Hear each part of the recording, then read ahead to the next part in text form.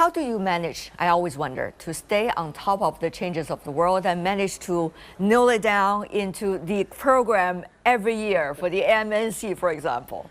Well, we have a great multi-stakeholder community. So as you know, we work with leaders from all walks of life, and we're able to distill that into a meeting like this one. What do you think are some of the most important focuses you want to present to the world?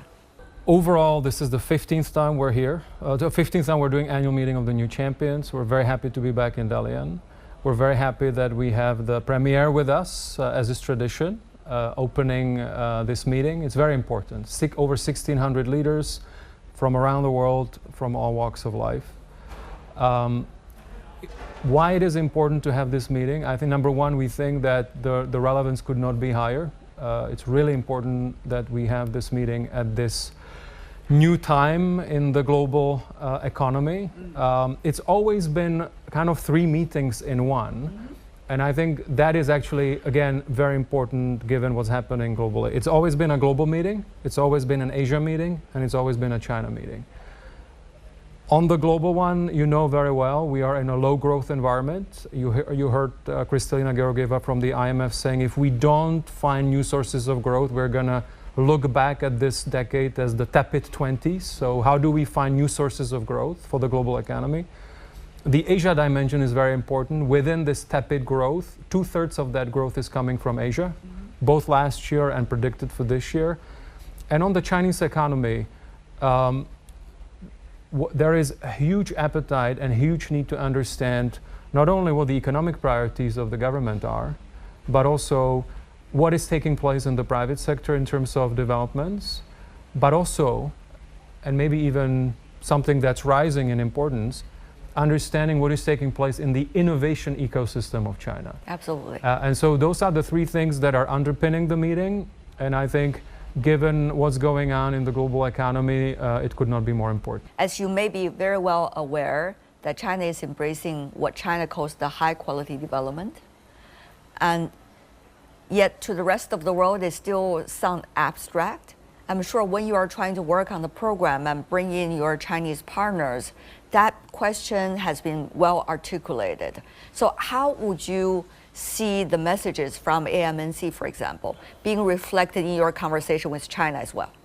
You see, among some of the things I do, I work a lot on Europe. Absolutely, and Eurasia too. And Eurasia, and so I think actually if we really look under the hood of what the priorities are for the Chinese economy, but also for other economies, we are in a huge transition in terms of economic models. Everyone knows that.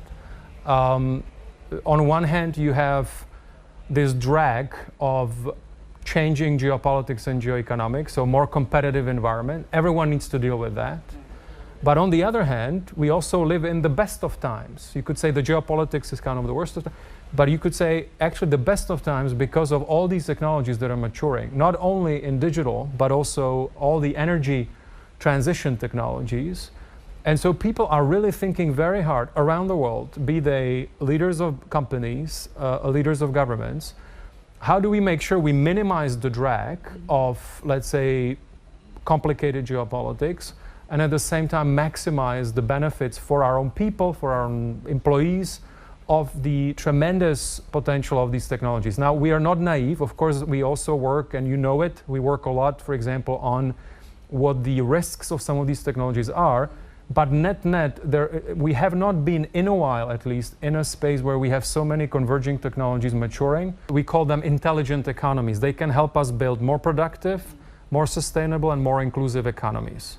So it is this balance between the drag of geopolitics on one hand and the immense opportunities of building these new intelligent economies in the future. And I think that's common across economies. And of course, this is, I think, would be also at the heart of what China is trying to do. I know the forum has been working very hard to make sure that geopolitics is not going to derail our collective journey to embrace these new technologies for its benefits.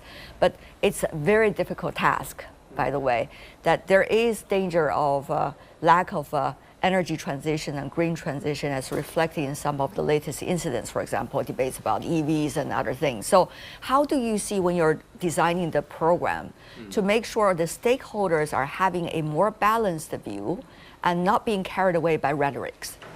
Yeah, I think really looking under the hood of, number one, understanding these technologies. So just to say that here, we're very proud to be building on this tradition of this being a meeting of innovators. So on a lot of these technologies around energy, we have a session on understanding what these small modular reactors are, SMRs. We're looking at the latest in the battery technologies, we're looking at the latest in hydrogen, and I could go on and on and on. So just really understanding what is taking place, I think is important. But as you said, it is work in progress. For example, if you take AI, very, very fast evolving field. I just recently was talking on video with someone who is on the UN panel that Antonio Guterres put together in terms of governing risks and opportunities of AI. So you see a lot of dynamics, a lot of commotion around this. And it is a fast-moving field, so it is something that is, of course, quite complex to do. But what is important for us is that we continue to provide this platform. And so even here, I can just tell you that there are a lot of discussions, not only around the technologies themselves, but also how do we, of course, govern them, but also how do we work together around at least coordination, if not cooperation, on some of the guardrails we would have around them. Stronger partnership despite all these challenges, right? Yeah. So last question about China. How do you see the Chinese economy, and how is the forum likely to work with China during the next few days to make sure people have a better understanding and more accurate understanding about what's going on, since you talk about the 3 layers of the meeting? The last is about, it's a China meeting. Well, I think, first of all, we were also happy to have the Premier with us in Davos. He already laid out there quite a lot in terms of what the priorities are. What is important, I think, here is that that is of extreme value. And as I said at the beginning, is also that the international leaders that are here will then be able to also interact with a lot of innovators, with a lot of private sector leaders from China. So really being able to, frankly, talk quite practically about what the priorities are and what they're working on. I think that's what the contribution of this meeting could be. Mirek, always a pleasure. Thank you so much. And I know you have a very, very tight schedule, so you have to run, but so good to see you. Thanks so much.